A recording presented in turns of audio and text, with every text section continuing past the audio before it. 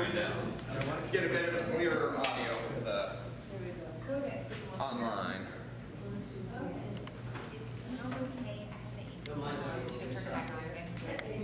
Yeah, if you could turn it off, that'd be helpful.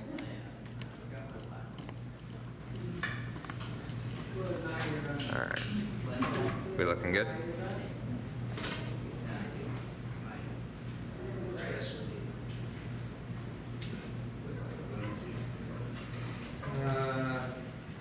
Not enjoy it, but I'll do it. My 3-year-old daughter likes to go for runs. And I think the last time I put on running clothes in front of her, she demanded to come along. So I'll use that as my excuse as to why I don't run as much as I should. You do like to pick it up in your life. Yeah. You can't do anything else. Exactly. All right. Well, thank you everyone for joining us here tonight. My name is Tim Horgan. I'm the Executive Director of the World Affairs Council of New Hampshire. Thank you to our in-person audience for joining us, as well as to everyone joining us online or watching the recording here.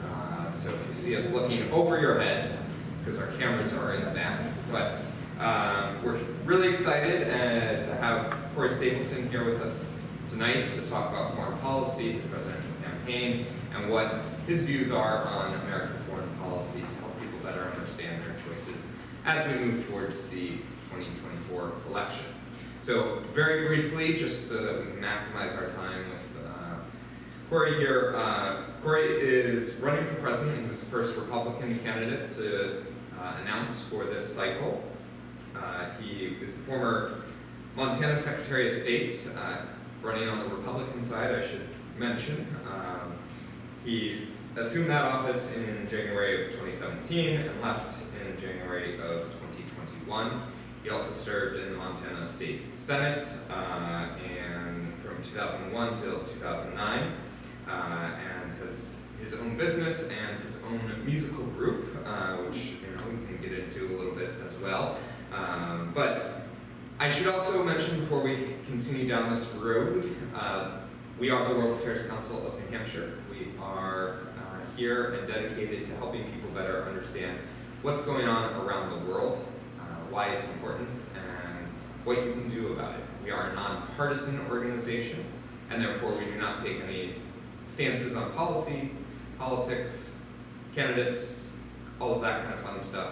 So tonight's event is part of our Foreign Policy on the Ballot series, and we are looking to work with as many candidates as we can to have them come and talk with the people of New Hampshire about what foreign policy should look like. Particularly these days, there is a fracturing of belief as to the role of the U.S. in the world, and so it's important that as you continue and start to consider your options for the 2024 election, which seems like forever away at this point, but will come upon us quickly. We want to provide this service and hope people will join us in these conversations. We are also a membership organization, community supported, so I would be remiss if I didn't remind people of the opportunity to support our great work through membership or donations. We need your help in continuing these programs. Okay, with all of that fun stuff out of the way, Corey, would you like to just sort of start off and give us a little bit of your viewpoint as to what the role of the U.S. is in the world and why this is an important conversation to have? Great, thank you, Tim. And thank you, everyone here or remotely. In addition to what you talked about in my background, I was also a naval officer for a number of years, so I deployed across the world and been to many countries, both in uniform and as an elected official. And so my context to your question is varied, but the one thing that anybody who's traveled around the world knows is the more you travel, the less you know, and the smaller you feel, especially when you come from a country that's only been around for 250 years. Some of these countries have been around for thousands of years, and so it's an amazing gift that we have, the United States, such a powerful, such a wealthy, such an influential country in such a short period of time, and to consider being the president of that country is such an awesome responsibility, because it really means that you can either try to go it alone, which there's really a movement towards that right now. And that's always been a case a little bit, partly because we have two large oceans to the left and to the right of the United States. We're very lucky. We have friends to the north and south, and we basically have the whole place to ourselves, as compared to Europe, where once every century, some leader from some country there will try to take over the rest of them. And ultimately, the United States has a lot of interest there, just as we do right now with Ukraine. So I think that what I would like to see, my vision for the future, not just now, but 100 years from now, is how do we facilitate and leverage our influence, not just economically, not just through the internet, not just through military superiority, but through trade, language, so that we have 200 years of prosperity.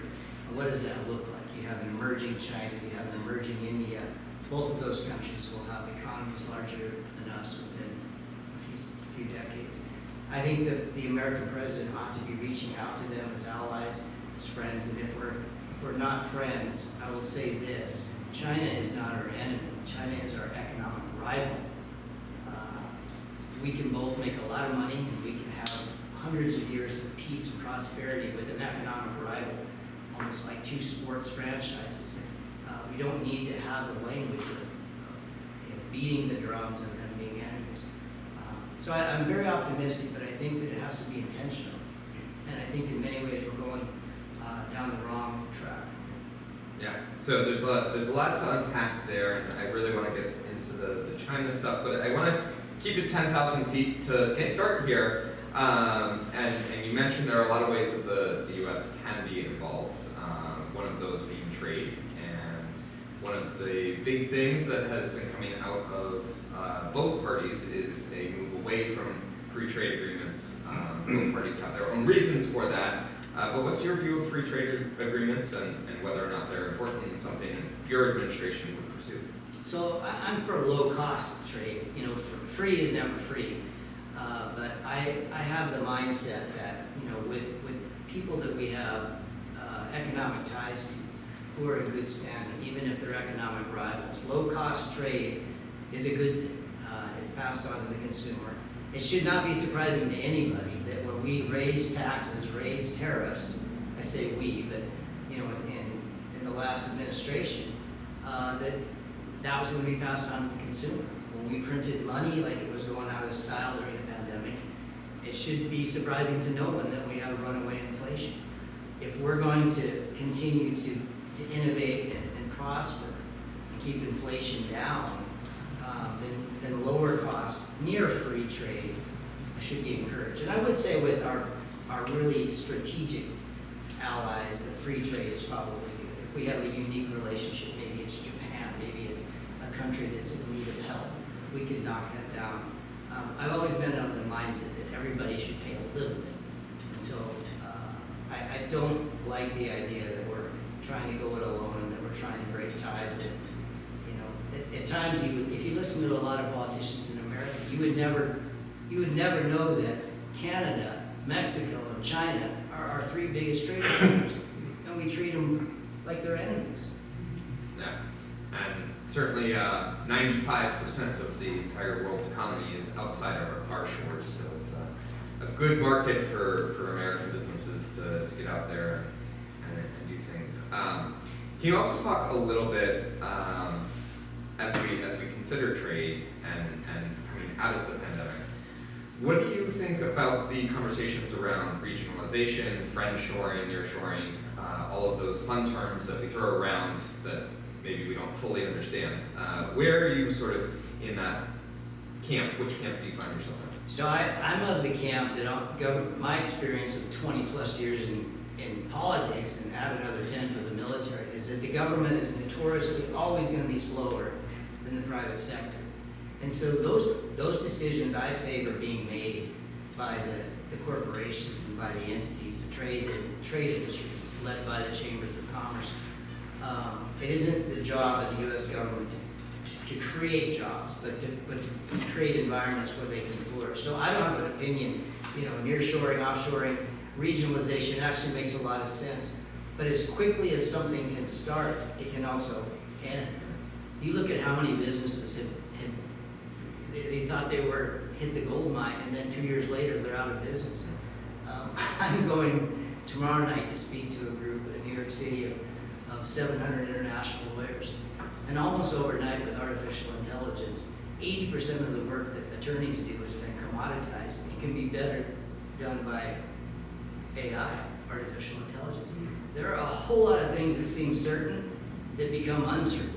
And so I think in the role of a president and in the role of policy, that we ought to let the private sector sort of dictate some of that, as long as they're with allies and friends, and let commerce and that creative destructiveness that America is so good at. That's why we have Silicon Valley. That's why we have Hollywood. That's why we have, all of the things that we do so well. We do better than the rest of the world because we take risks, and I think we should keep doing that. You've mentioned AI a couple of times.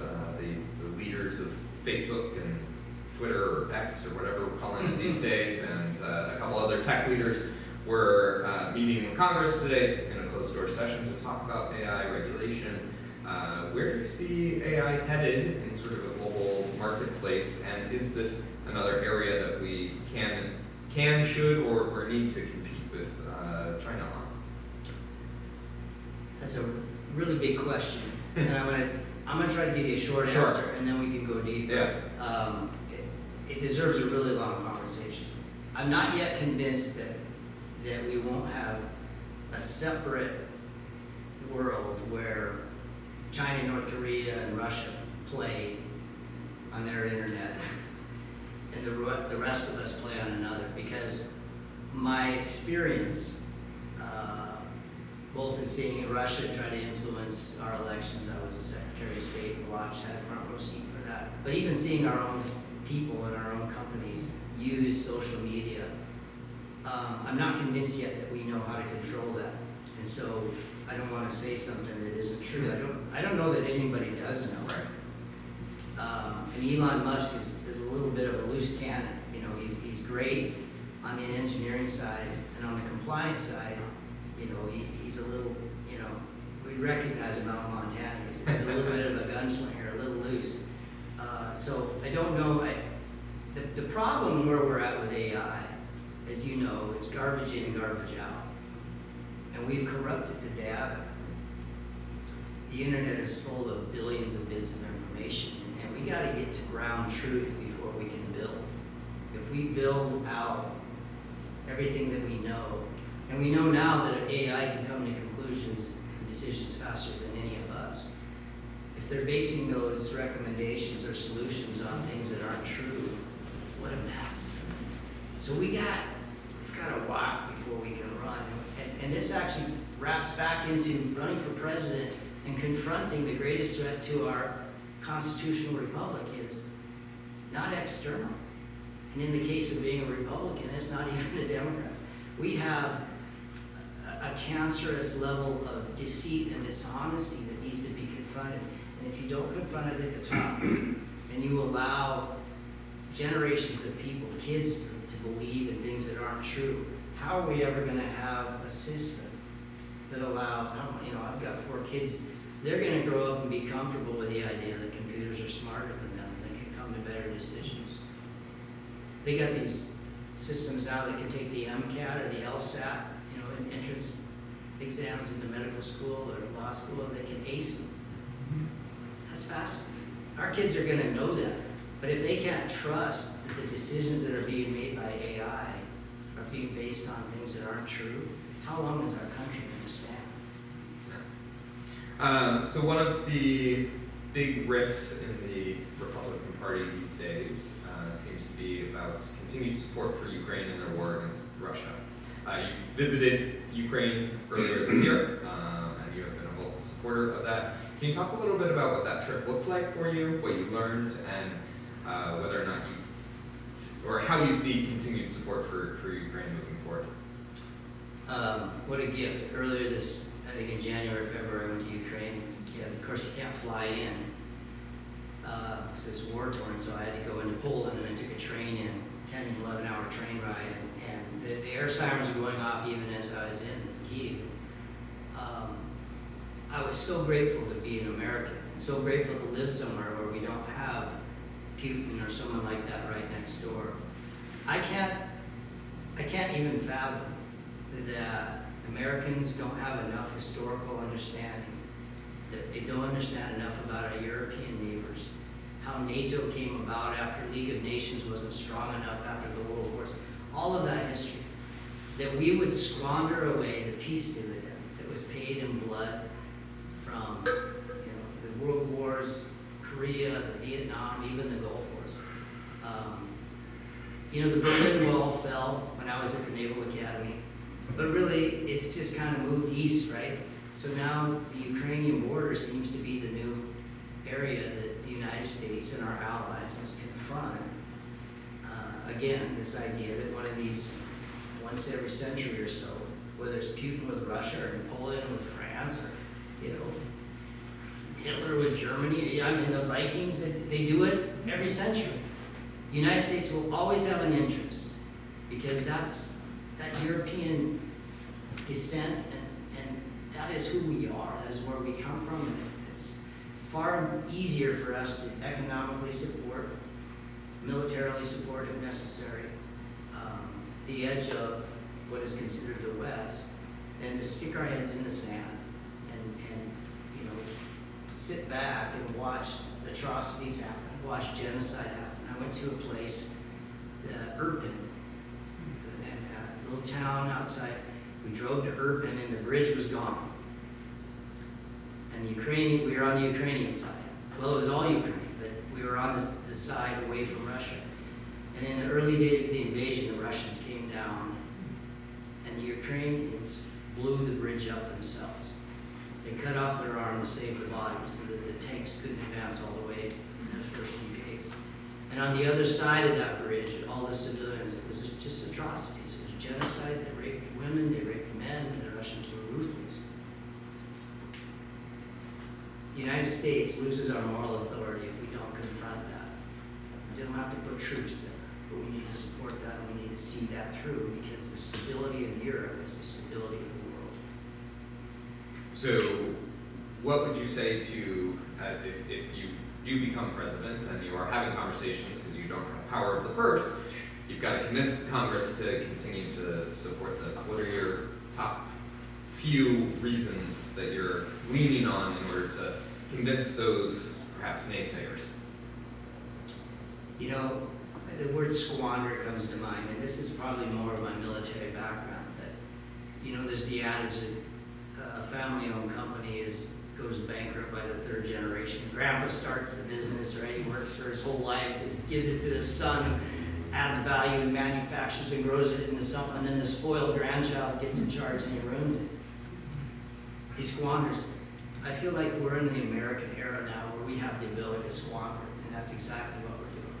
Long ago, we forgot the sacrifices of the 58,000 that died in Vietnam. We forgot Normandy and Midway and all of the hundreds of thousands of lost. All of the prices that were paid, not just war, but at home. Sacrifices that our grandparents and parents did to get us to where we are, to where we have this peace dividend. And they're sitting there dicking around in Washington, D.C., playing stupid games about culture wars, the stupidest things, and they ought to throw everybody out and get new people in there, and including the president, and say, we have some obligations. We need to pay this forward the same way that our grandparents paid it forward for us, and them, and them, and them. We need to pay it forward to the next generation and give them a world that's safe, that's certain, and that includes standing by our allies. I realize that Ukraine's not part of NATO, but Poland is. If anybody studies what happened to Poland during World War II, can anybody ask a nation to sacrifice more than the millions of people that were slaughtered there in some of your guys' lifetimes? Unbelievable. I don't think it's hard. I think if you get the grown-ups, I think if you get the varsity team, if the U.S. Senate would start acting like the U.S. Senate and not just a House of Representatives, but actually start making it the most deliberative body in the the world, which is what it used to be known by, I think you'd have a supermajority of Congress supporting a president who said, look, these are our friends and these are our allies, and we understand why. We may not commit troops, but we're going to be there until the job's done. So you've brought up the idea of allies in NATO. There have been questions as to whether or not the U.S. will stand by its allies over the previous several years. Sounds like we can take a good guess at where you stand on the idea of allies and supporting NATO, but just love to have the opportunity to hear from you. I think you can always make improvements. You can always vote against something because it's not perfect. The idea of NATO preceded it, right? After World War I, they created something called League of Nations, and it wasn't quite strong enough. And so that failed, and that's when we got a dictator coming out of Germany who caused all sorts of damage, to say the least. NATO is an important, the North Atlantic Treaty Organization. It's North Atlantic. It's all of the countries that you think of in Western Europe, and England, which is now a little more free after Brexit, and Canada and the U.S. It's a fascinating and important entity, and I absolutely support it. And can we make it better? Sure. Should we hold our members' feet to the fire? Yeah. Should we make them pay a little more? Of course. But those are secondary and trivial issues to the extent that the most important aspect is the way that we keep Russia and China and possibly North Korea, all of that, the way we keep them in check is have a unified West with free trade routes. We control the oceans, we control air superiority, and in the future we control the skies, satellites, all of that, the emerging space. We don't do that alone. We got 300 million people. That's nothing. That's a sixth of the size of China. We need the allies. We need to think as one. And NATO is strategic, but also underpins the commerce aspects. As a means to transition, some people have called the invasion of Ukraine a precursor or a roadmap for an invasion of Taiwan. Can you talk a little bit about your views of the U.S. commitments or strategic ambiguity towards Taiwan? Yeah. So I'm a little bit of a truth teller. I can get you in trouble, especially on Taiwan and Israel. And I visited both Israel and Taiwan. And I say it out of respect, but I also just say it from a practical standpoint. That I don't think they're related, although I do think China is probably watching to see. And Joe Biden, to his credit, I think has largely taken the position that I would support with Ukraine. But they were watching to see if everybody had left Ukraine hanging, it probably would have been if not a green light, a flashing yellow light for them to assert themselves over Taiwan. That being said, I don't see a reason why China would need to do anything with Taiwan, first of all. So there's not a compelling case. But if they did, it would be very hard for me to understand how this tiny little island off of this massive country could be worth going to a world war over. And so I kind of feel that way about, the Cuban Missile Crisis, the Monroe Doctrine. They have such a severe influence in the few islands around that, and I don't mean that insensitive. I think Taiwan is in a tough place, and diplomatically, I think we can keep that place the way that it is for hundreds of years. I think the solution there is to dissuade China from thinking they need to assert anything. They don't need to dominate anyone. Just like the United States doesn't need to dominate Cuba and take it over, and we haven't. We can let that little island be there, and we can be fine, and they can be fine. So that would be my diplomatic solution. And again, if they're our number one trading partner, and they're our economic rivals, and we've planned out 200 years of prosperity and peace with China, Taiwan's not an issue. They recognize it just like Hong Kong. Hong Kong's a jewel over there. Don't screw it up. Well, I think that's a good bit of wisdom for a lot of things, but particularly in international relations. Just don't screw it up. Easier said. It is. So I think, I want to make sure that we haven't, we're about halfway through, so I want to make sure that we have time for questions from the audience. If you would like to either email us or send it in the YouTube chat, I've got my little tablet here to take those as well, and Maheen can let me know if she sees anything else. But we'd love to open it up to the audience. Yeah. Mr. Stapleton, did you say you're a Republican? I am.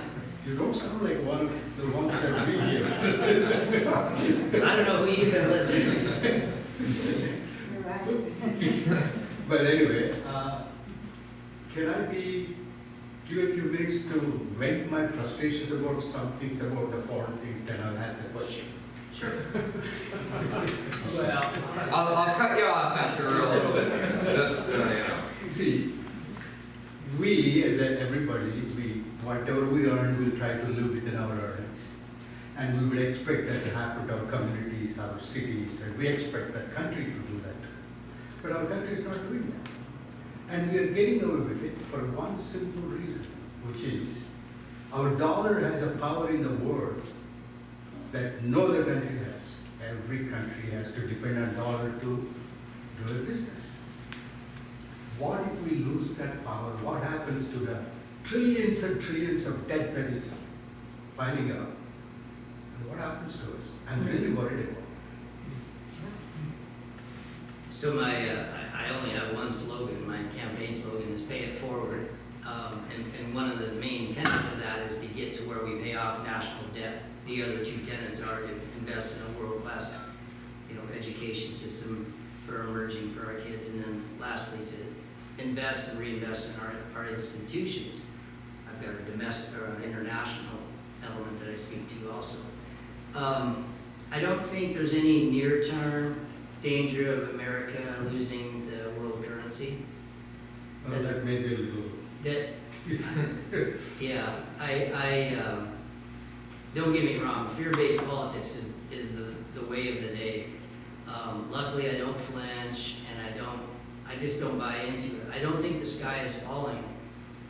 I've seen too many places in this world where they truly are sky is falling, Chicken Little type of locations. We have it so good here. The rest of the world, even when they're upset with us or they mock us, they still respect us. We have the moral authority. Now, have we spent a lot of that capital in the last few years? Yes. Is it gone? No. The rest of the world watches us with marvel. They love the idea that we have these 4-year terms. So no matter what can go wrong in the U.S., it has to get reset every 4 years. Wouldn't they like that in England? Think of some of these countries. So for that reason alone, they look at us and they realize that we have a regenerative ability in our country pretty quickly. I don't think we're going to lose that, but it is an important thought. And I do think it's underpinned by our moral authority more than our economic. And if it's not, we should make it that way, because it won't be long before China is the world's largest economy. And I think by 2070, India, they say, will overtake us. So we better have more than just might to get that. And I think if we play that right, we could be the world currency for hundreds of years, because we are making such good decisions in so many areas, including keeping the sea lanes open for trade. I mean, look at all the years that all the straits and the dangerous hot spots from the Gulf, to the Pacific. The U.S. Navy is there making sure that trade happens. The currency and all of that is one thing, but there's a lot more to it. So we have a question that's come in online via email. This person is wondering, they don't see the UN as a very efficient or functioning organization right now, particularly around the Security Council. Can you talk a little bit about your view of international institutions and whether or not they are effective and need to continue to be supported or revised, or just sort of go it alone as America can sometimes do? So there's one really, really big thing that we need to solve, that I would love to solve in my administration, but if not, then in my lifetime. And it has to do with the UN and the World and the Security Council and being able to block. And it has to do with nuclear weapons. I think we need to solve once and for all how we deal with countries that rise and fall, because all great countries eventually fall. You know, what do we do with a country that no longer warrants being one of the countries on that they can veto, like Russia? But if Russia continues to just take a nosedive, do they still have the ability to thwart progress? Do they still have the ability to, you know, threaten people with nuclear weapons? I don't know the answer to that, but I do know, you know, I joined the Navy to go into nuclear engineering, so I'm familiar with the physics. And anybody seen the movie Oppenheimer? Fascinating movie. There's a lot to be done there, but I think the United Nations gets a bad rap. If you didn't have it, if you got rid of it tomorrow, then the very next day you would start to put something together that would look like what you just got rid of. I mean, there's a lot of good communicating and bringing people together. I served in the state senate. I was a senate leader in Montana for many years. Legislators don't always get a lot done, but the fact that you have a place where they can get together and get nothing done is important, because if you don't have that, bad things happen. I think the UN prevents a lot of bad things happening, and it gives I don't want to say third world countries, but it gives the smaller countries a way to come into America, New York or DC, and have a voice. There's 200 and some countries in the world, and I would say most Americans don't know anything about maybe 25 of those countries. But those are all sovereign nations, and they need to be able to interplay with the big dogs, if you want to call us that. So I support the UN, and I do think we can make improvements. Yeah. What do you think about our ally Ukraine relying on a satellite system, Starlink, to communicate with its own military, and are basically encouraging it? Starlink is owned by an individual vendor. What are your thoughts on that issue? Well, it's uncomfortable. That individual is Elon Musk, who owns Starlink. And in the early days of the invasion, as a courtesy, he let the Ukrainians sort of in on that. I'm not sure I have the right answer on that. And maybe I don't fully understand your question. Information in warfare is good, and those who have better information typically win. And so I do support Ukraine being able to communicate on the battlefields. I don't know if there's, are you saying that maybe there's a... I guess my question is, we're using a private vendor, Musk and his SpaceX and his company, to, we're relying on that one company, one individual person, to really dominate an area of communications. Mm-hmm. Well, I think I do support that to the extent that I don't support us being overtly in the war. The United States is not technically at war. So They're our ally, though. Well, I would think we're allies with Ukraine. they are our friends, but they are not a member of NATO. So Poland, which is right next door on this side of us, is a member of NATO, but Ukraine is not. So one of the areas that the Russians have an issue with, late in the 1980s, Soviet Union was this big, and they fell apart and they became this big, and that's Russia now. And right next door was Ukraine, and it wasn't that long ago. People of your age in Russia think of Ukraine as their back door, right? How can you not be part of Russia? That's their mentality. That's why they can justify doing what they've done. It's sensitive for us to say that Ukraine should be a member of NATO, because that to them is almost, a battle cry. And we don't want to go to war with Russia. It wouldn't be the first time we've had proxy issues with them. But I don't have an issue with Starlink, because I don't know that the United States wants to provide the satellite data that we most certainly have. England has the same capability. But I do know that they're providing them with a lot of information. And remember, almost anything that gets said or seen can be seen. You've got satellites that can tell you what's in that purse. We know what's going on there. But the point is the United States is not at war. Yeah, okay. Yeah. Well, Elon Musk has cut that off for them after talking to Putin. Right.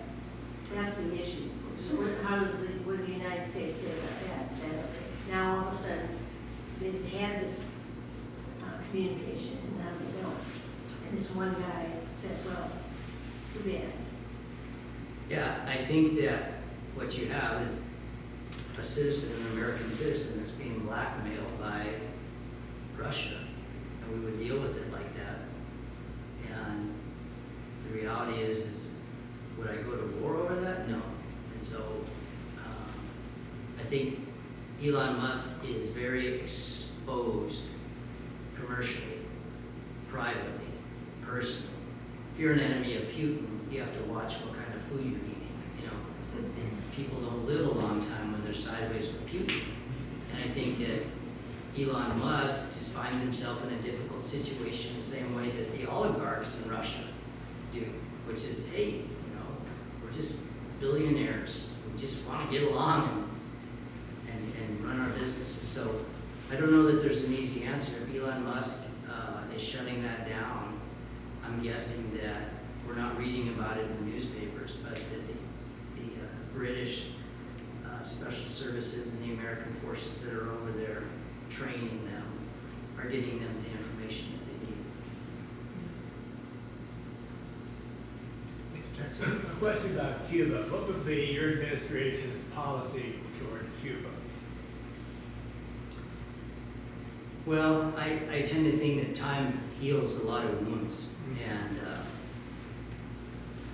to me, I'm just a kid from Montana, so the Hatfields and McCoys never really made sense to me.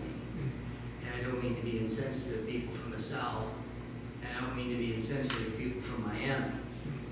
But the reasons why people from Miami hate Cuba and vice versa, to me, doesn't seem like it's as important as it was 50 years ago. And it seems to me that this island nation off of the U.S., which, by the way, disclosure, a lot of Montana grain goes to Cuba. You know, my state benefits from that. I'd like to see us improve those relations to the extent that they're willing to.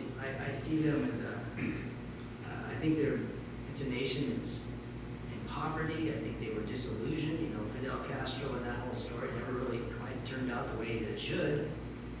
Got some amazing baseball players to come and play in the Major League Baseball. I think there's a lot of good things, and I would love to see a Caribbean. I would love to see that whole Puerto Rico included. I would love to see growth and prosperity come to those islands. They don't have to become part of our country, but I think that being good neighbors is in our best interests.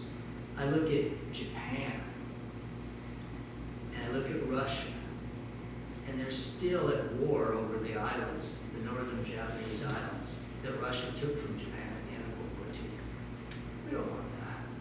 So I would be in favor of softening and working to solutions. And I realize that Republicans in Florida probably don't like that answer, but I can't quite frankly tell you why. I'm sure I'll find out. I'll get an email from you. So Heather is asking one of your competitors or fellow candidates, we'll say, is saying that she will cut off all aid to countries that, quote, do not like us. That has been an issue in U.S. foreign policy for a long time, having to swallow the bitter pill of working with people you don't like, who don't share your values. Where do you fall with that spectrum of we're not going to work with anyone that we don't like or share values with, to, yeah, we'll work with anyone as long as it's in our interest? So I think anybody ever read the book Good to Great? What was that? Good to Great? I won't get into it. It's the idea that the greatest leaders oftentimes are the quiet ones that just do the right things and try to let the organization prevail. And they have numerical. This guy wrote a book 20 years ago and he compared publicly traded companies. And the ones with CEOs that were really loud and charismatic and look at me, they were level 4 leaders. The level 5 leaders, their competitors, were quiet, you never heard of them. And they ran circles around the level 4 leaders. In the form of every 90 days, they beat them in the stock market. And the idea is that as a president, I would like to be more of that level 5. It's a book called Good to Great. It's a classic in the business world. I don't think you can just say, if you're not, we don't like you, you're not nice to us, you know, that seems so petty. I think I would go to Congress in the spirit of trying to be a leader. And I would go to Congress and say, this is actually something that needs to be decided by the people of America. One person should not decide. We started the United States because we didn't want a king. And we don't want a king.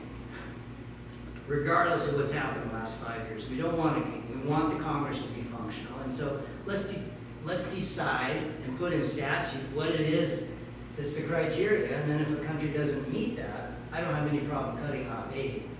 But when you say you don't like a country, what does that really mean? You know, what country in the world, including ours, hasn't done things that are just atrocious?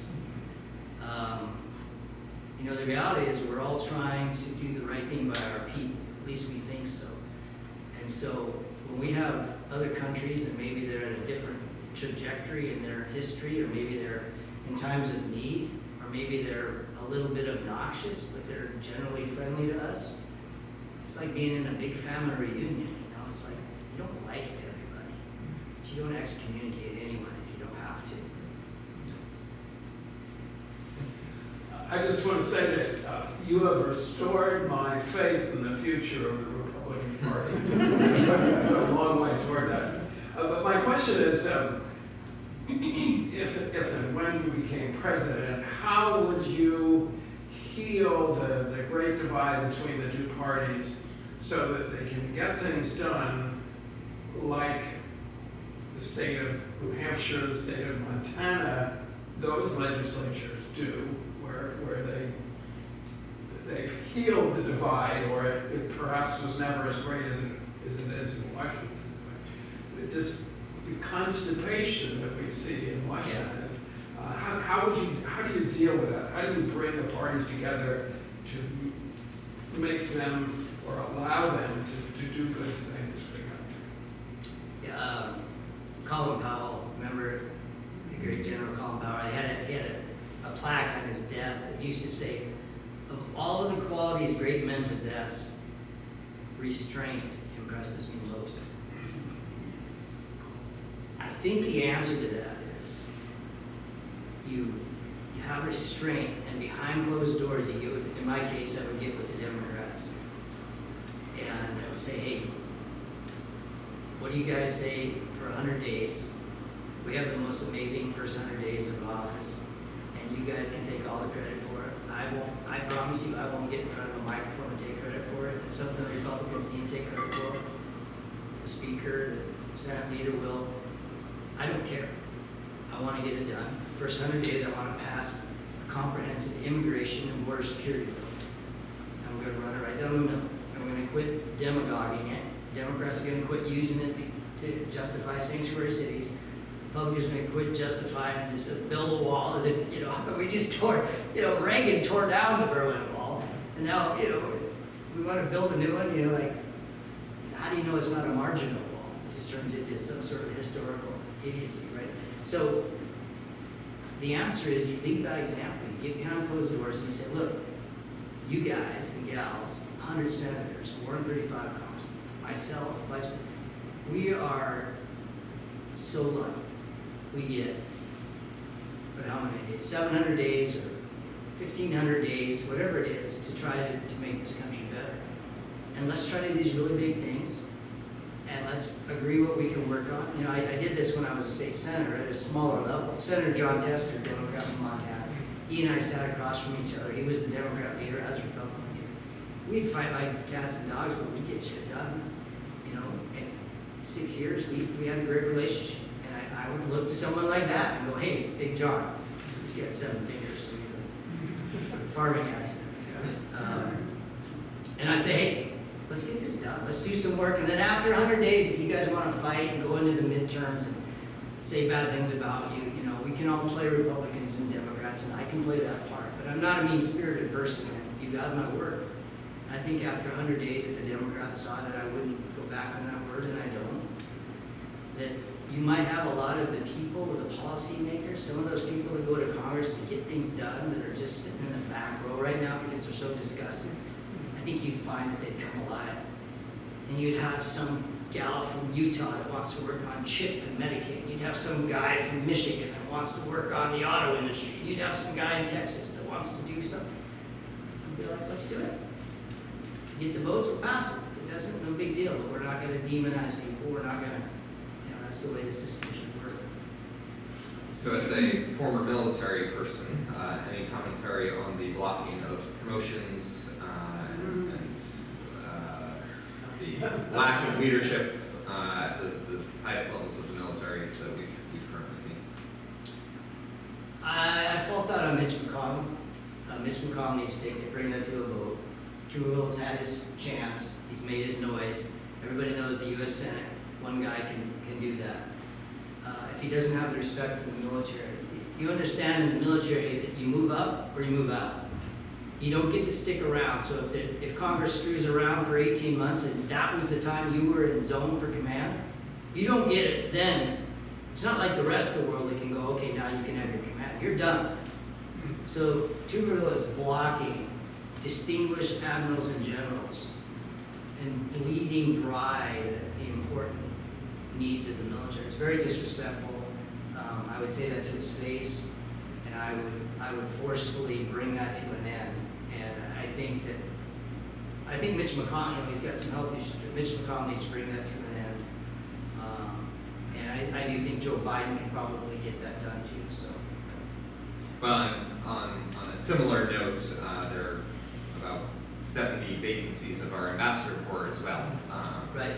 And that's something that I think gets less play and less attention than the military, but equally important. Equally important. In fact, you saw that with the first impeachment of one of my opponent.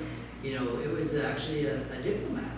That Ukrainian guy that stood up and he lost his job and he got run through the ringer. But the reality is the diplomats, they are our institutions.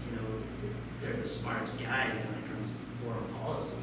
It's just like the military guys are the smartest guys when it comes to fight wars. And people in health and human services are those people are so gifted. They're so smart. We like to badmouth the civil servants and the diplomats and those who work for the government. As you all know, whatever your occupation is, if you've done it for your whole life, you're good at it. We need to respect them and treat them accordingly. It's unforgivable that our diplomatic corps has been depleted. And again, that's on Biden. Biden can use his strength of influence. He can go into the home districts in those states and lean on the senators and the congressmen who are holding those up. And he needs to do more of that. That's another reason why you need someone who's energetic and willing to use their juice. You need a president who's willing to go out there and get people uncomfortable if they're obstructing. Great. Bobby is wondering, you mentioned the border and the issues around immigration. And actually, for anyone who's interested, next week we have our first Global Tipping Point series on immigration policy. But what are the challenges, the issues you see, and what are some of the solutions that we would try to implement? So the challenges with the border, the southern border, I assume, Canadian border, like in Montana, isn't too much of an issue in Hampshire, I suppose, is that we filled the talking points with disinformation and things that aren't necessarily true or pertinent. So the first thing we need to do is we need to get back to ground zero. We need to agree whether or not we even have a problem. Does anybody care that we have 11 million illegal immigrants in the country? I don't know, but we need to start with that, right? Or does anybody really care that, whatever it is, because it's just become a simple, build a wall or don't build a wall, make Mexico pay for it. What a simpleton way to take a very complex issue with a friend and an ally, right, on one of our biggest trading partners. Mexico is not an enemy of ours. They're an ally, a trading partner. But it is not good policy to not follow our laws, and so we need to enforce our laws. And people who are illegally, we need to reconcile what that is. And so I've said it in other places, I mentioned it tonight, but one of the things I would want to do as president is to pass a comprehensive immigration and border security bill in the first 100 days of Congress. Talk about a hornet's nest. I mean, I would start that thing before I was even sworn in. I would have that place So, because we would be talking about things that matter. I would want, if I were only to get one term, I would want to know that, like, man, that was a wild ride, but we got some shit done, you know, that was crazy. But I'm not convinced the Democrats want to solve that. I remember when George W. Bush put really good, really true, compassionate energy into getting an immigration bill passed. You might remember that. And he didn't get a lot of the hardcore right, so he needed some Democratic votes, and they didn't give them to him. That was the last time I saw meaningful immigration. It's a priority, and I will address it. I do think that border security, the wall part, is important too, but it's not the only thing. So I know you said that we don't want a king, and I'll agree to that. But if you had, the benevolent dictator, we'll call it, powers, what are some of the policies that you would implement day one if you didn't have to fight political fights that are necessary and important for comprehensive immigration reform? So a couple of initiatives that I would do in addition to that, I would when you come from the West, the Rocky Mountain West, there's a real feeling out West that there's a difference, working on decentralizing this Washington D.C. power and giving that back to the states would be something. The 50 governors, the 50 legislatures. This is something by personal experience I think that we can do. And a lot of that would have to do with things that are done in D.C. can be done better in the states. And so that would be a little bit of that. The other thing is we've seen just the opposite, but I think that the cabinet should be one of the most influential, strongest group of people. I would try to surround myself with 20, 25 of the best people you ever heard of. And when I looked at why Reagan was successful, I thought he did that very well. And so setting things up structurally would be really important. Lastly, I'd probably say, in my time, I would say I was a fiscal hawk. I really think that economically, the best thing that we can do, the best thing that we can do for the next generation is to get our national debt down. And the difficulty with that, as you know, is that means on your watch, you don't get to do a lot of the flashy stuff. It's all fun and games for presidents to come in and do these massive spending bills or massive tax cuts and stick it to the next guy. It takes a lot of restraint. There's that word again. It takes a lot of restraint to say, we're not going to do that. We're going to try to get this thing balanced. We're going to balance the deficits. We're going to push things back to the states. We're going to reward states for doing things well, and then we're going to replicate that. I think we can get a lot of, if we get people to have faith again in Washington, D.C., I think a lot of good things can come out of that. So. Okay. Jay is asking, or stating, I guess, the U.S. is taking in far too many refugees. They do not benefit our communities, and he would like to know what your thoughts on the number of refugees that are allowed into this country and what your administration would do about that. It's a great question. It isn't true. If you've ever driven across parts of this country, you can drive across South Dakota and Montana and not see a person for hours and hours. There are ways to bring in people that are fleeing legitimate political persecution or maybe want to come here and start over. I think of the Ukrainian families that, widows that want to come and start over. I think of the people from, the Asian countries that want to come here and go to medical school. I will say that there is room. If we have an immigration system, this country was always built on immigration. Everybody in here immigrated from somewhere, our grandparents. There aren't many people here that were Native American descent. In Montana, there's 6% of the population are Native American. But by and large, all of us were descendants of immigration. America is a great country of immigration. We just need to follow our rules. So people who come here with refugees, I think we can handle that. I would have to understand more about that question. I think it lacks compassion. For example, when you see some of my opponents are taking these refugees and flying them around for political purposes. I think about if I took my young kids and my wife and we were fleeing a situation where, think about coming from Central America, you not know if you're going to get raped or killed, if they'll ever find your body, separate kids. To be a father, young father, to dream of a better outcome for his kids than picking cocoa beans are working on a drug farm, to come to America to be treated like that, to me, just seems really cruel, and that we think too highly of ourselves. We need an immigration system that works. We need to be welcoming and strict and stern. And the reality is if we keep attracting the best and the brightest, then the United States will always have the best and brightest, just like we've had for the last 100 years. We want people that want to come here and study. Okay, I think we have time for one more question, so I'll see if the audience here has one, and if not, I've got my back pocket full of questions. Could you answer a political question? Yeah. It has to do, I follow up with Peter's comment. What do you think the future is for the Republican Party?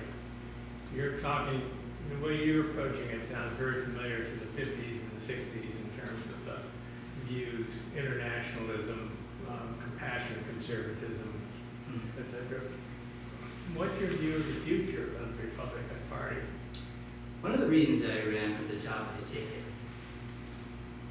is, as crazy as it seems, in a lot of ways it makes a lot of sense. That in my experience, it just takes one person to change everything.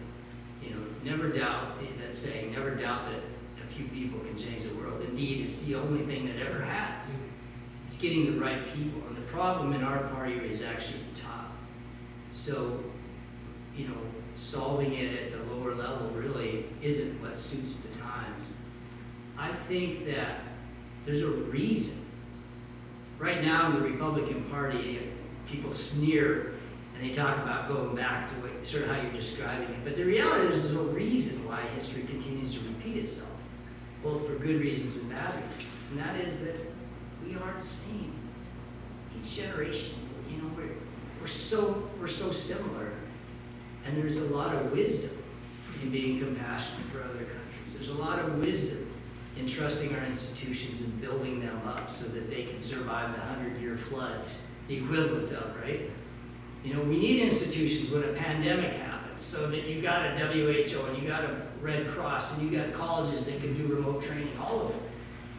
And if you got leaders who sow distrust and fear-based mongering in order to consolidate political support for them, then you're never going to get anywhere. Sure. So I want to model what that looks like. It's inclusive, but it's conservative. I'm a Republican, so I'm not going to apologize. I think that's a sellable thing, and I'm not afraid to confront whoever or whatever. I'm one super PAC away from being able to level the field. And I'll do my part. God can do his part. I don't know how all that happens. There's a reason why no one from Montana has ever won the presidency. But I will also say we should have someone from Montana be president, because we're a lot different, and the world and our country would benefit from the quiet wisdom and the way that we see the seasons as important, the way that we see the balance in all things being important. That's something that we grow up with, that I miss when I'm on the East Coast. And I think I could bring something here. I think I could model that. I just need the opportunity. So I appreciate everybody coming tonight and giving me a little bit of that opportunity, Tim. I'm grateful. I wish that policy mattered more in presidential races. I'm not a fool to think that it does. A lot of it's personality driven. But I do feel like I'm at home when we get to talk a little policy, because accidentally somebody is going to get elected president. And for age reasons, I don't think it's going to be Joe Biden. And so I think we're going to have a new president. And I would hope accidentally that person has some thoughts on international policy and what they're going to do. So thank you. Well,